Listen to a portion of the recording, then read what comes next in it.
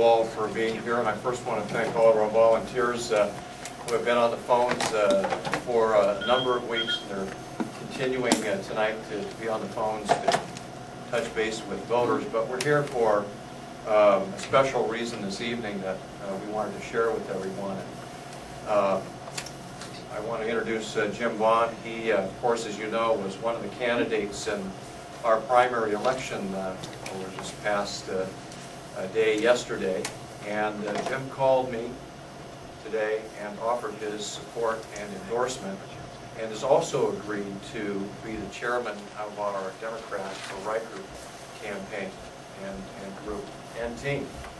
And so we're excited. One of the things that I did when I went to Congress certainly was look at the different groups that have come together in Congress and some of the interests that they represent, some of the people they represent. And as a past military person and serving in the Air Force Reserves and also as a police officer, balancing my decision-making process and evaluation of legislation, of course, is kind of a natural flow from that background, making decisions based on fact. And so in that regard, and looked at the different organizations in Congress, I joined what we call the Tuesday Group. It is a moderate Republican group that happens to meet on Tuesdays, and so hence the name Tuesday Group. I also belong to a group called the Centrist Healthcare Group, which is made up of 4 Democrats and 4 Republicans who are looking at the healthcare issues across this nation, addressing Medicare and Medicaid and Social Security and its connection to the healthcare system across this nation. And Jim ran as what they call a blue dog Democrat, and a blue dog Democrat is a moderate Democrat, and we share a lot of things in common. Our view on the military and supporting our troops, supporting their efforts, and some of the other issues that we've dealt with in Congress, Jim is a great supporter of as well. And I would like to take a moment here to introduce Jim Vaughn and let him talk a little bit about why he's endorsing Dave Reichert and our campaign efforts today. Jim?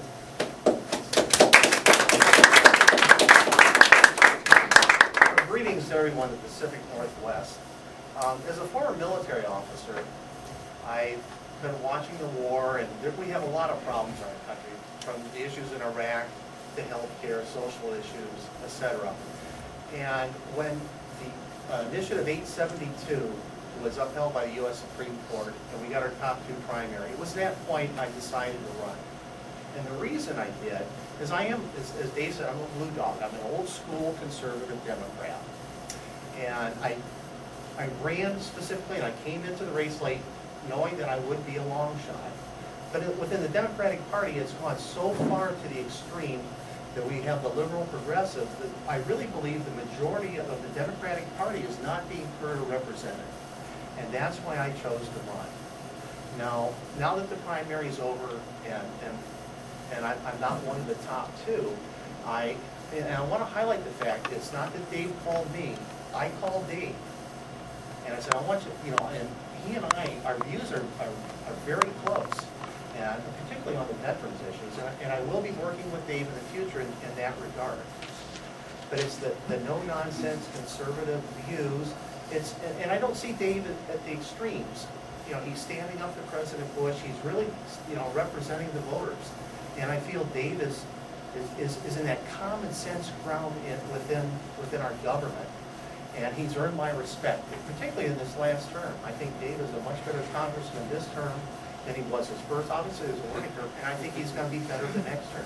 So I'm here today to say that Dave Reichert has my full endorsement, and I thank you very much for the opportunity to be here and to support Dave.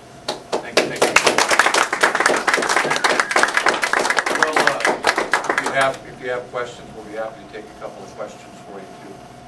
Congressman Reichert, where were you last night? We had the primary election happen last night, and you were conspicuous by your absence.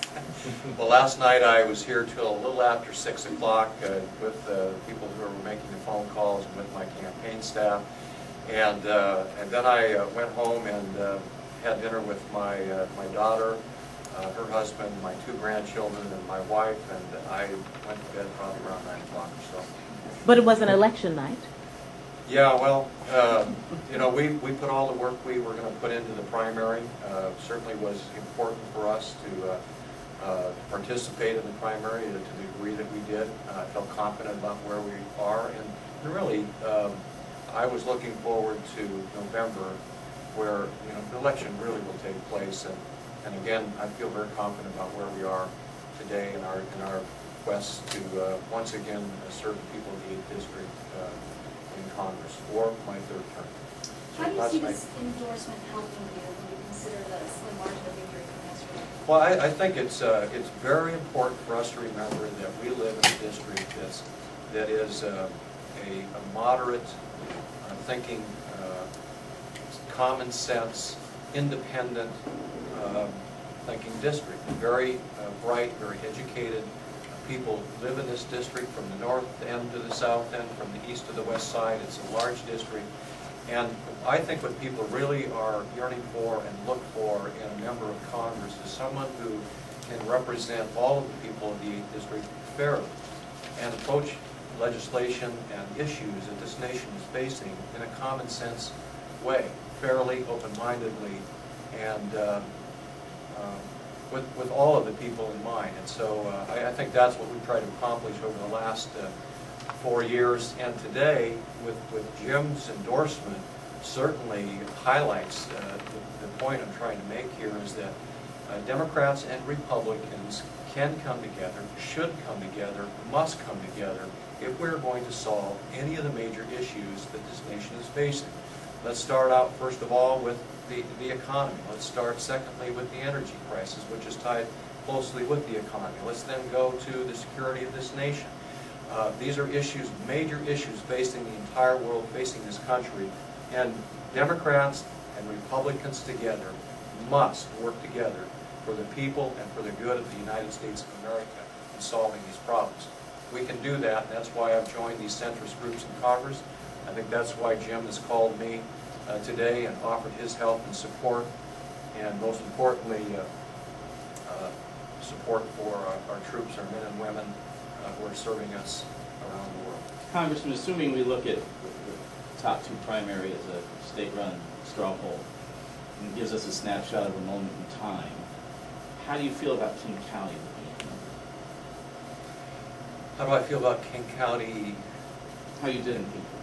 Oh, I think we're doing great in King County. I think we have, since our first campaign, made gains in King County. I think we'll continue to make gains in King County. I think the more that people see that, again, we're common sense representative, again, working with people from the Democrat side and also those independents. I really think that's what people want. Let's just get something done. Let's work together, address the problems. Let's solve problems.